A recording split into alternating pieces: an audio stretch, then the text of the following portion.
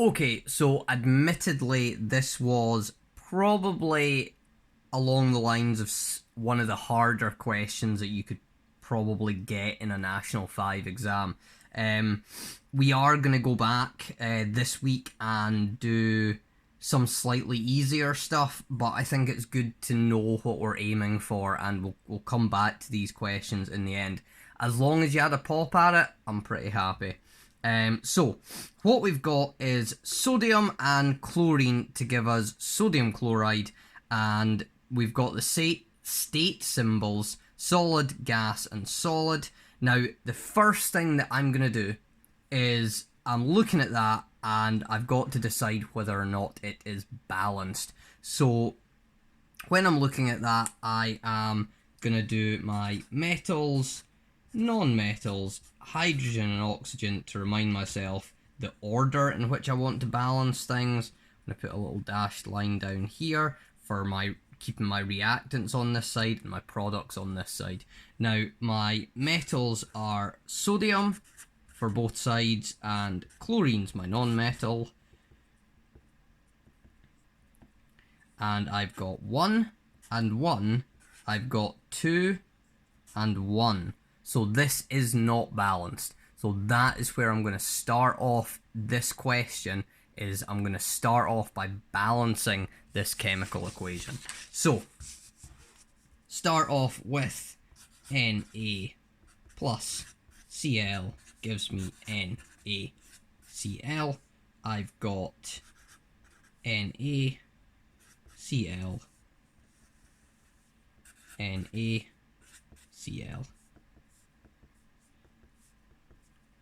And I've got 1 and 1.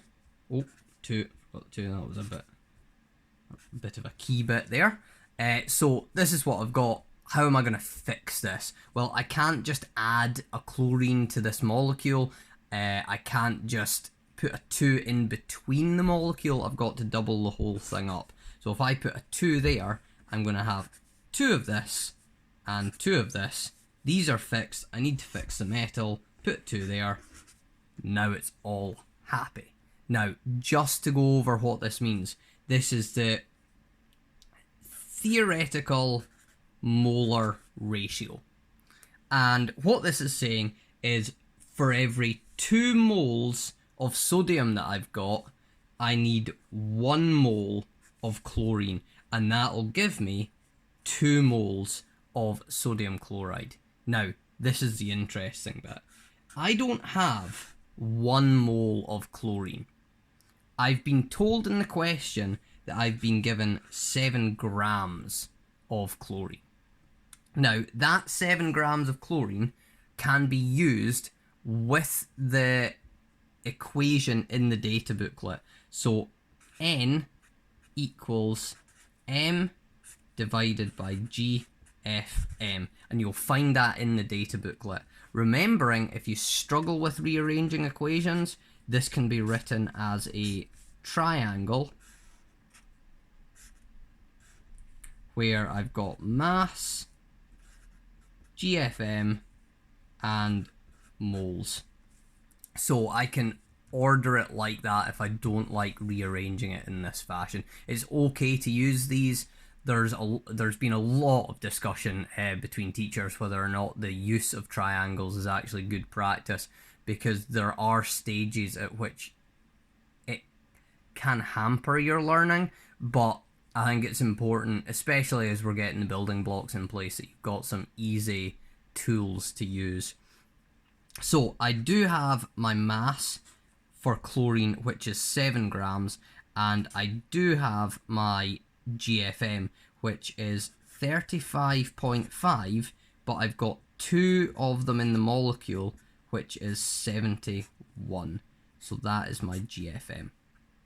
Now, what I want to do is work out the number of moles of chlorine I actually have. So the number of moles of chlorine that I've actually got is going to just be 7 divided by 71, which equals... Now, that equals a number with lots and lots of decimal points. Now, what I'm going to do, and this is pretty important, I'm going to keep that whole number in my calculator. I'm not going to simplify it yet. I don't want to simplify anything until the end. So I will get rid of significant figures to make it a bit more manageable, but only at the end. Until then, I'm going to keep that in my calculator. Now, the interesting thing about that is we said this was a ratio of 1 to 2 here, but the actual number of moles I have is not 1, it's 0.0985, and it goes on, but if we round it, it's 0.099. So we're just going to use that number, but I'm keeping the big one in my calculator. Now, how do I go from the number of moles of chlorine that I have to the number of moles of sodium I have? Well, if this is a ratio of 1 to 2, I'm going to need twice as many of the sodium in terms of moles. So all I need to do is hit times 2 in my calculator, which will give me 0.197. Now, this is important. Whatever your actual molar value is, so this is our actual molar ratio, you would divide by this number. So divide this by 1, then multiply it by 2. Now that doesn't matter in this case, but if this was a ratio of 2 to 3, then to do that ratio, you would have to divide this number by 3 and then multiply it by 2. So just be aware that you're going to have to use ratios, and you're going to have to get good at using ratios, and you're going to have lots of practice at it. So we now have the actual number of moles of sodium, because it's not 2 moles that we've actually got, we've got 0.197 moles. But once again, I've kept the larger number in my calculator, so I've kept that larger, well, not larger number technically, but the one with more decimal points. Now, what I want to do is use this in my triangle once again. This time it's going to be used slightly differently. I've got mass, moles, and GFM. Now, I do have the moles, and that's my moles there.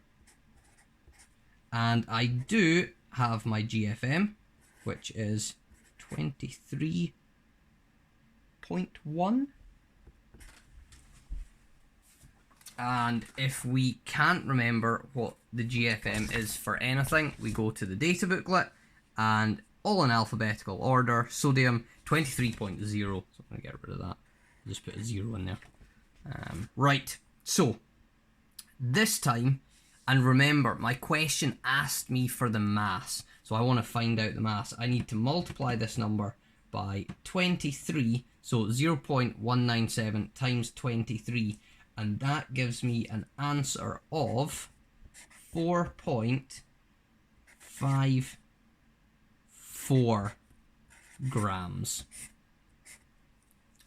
Now, technically speaking, I could only give that as a single gram at higher, but you're not overly penalised for your significant figures at National 5. So I would give it to 2 significant figures. They're not going to mark you down for that at National 5. You will have to get used to using essentially a limiting factor of significant figures where you can't be more accurate than the question has been. So the fact that our mass is 7 grams, technically I should probably be giving this as 5 grams, but 2 significant figures is fine, and that is the final answer. What I've done is I've double underlined that to say to the examiner, I have finished. I've also given a unit. There is no exception to this rule really at National 5 Chemistry that a unit will be required for any numerical number, because that's what really gives it meaning. So that was the answer to the task question. If you didn't get it right and you still don't understand it, that's okay.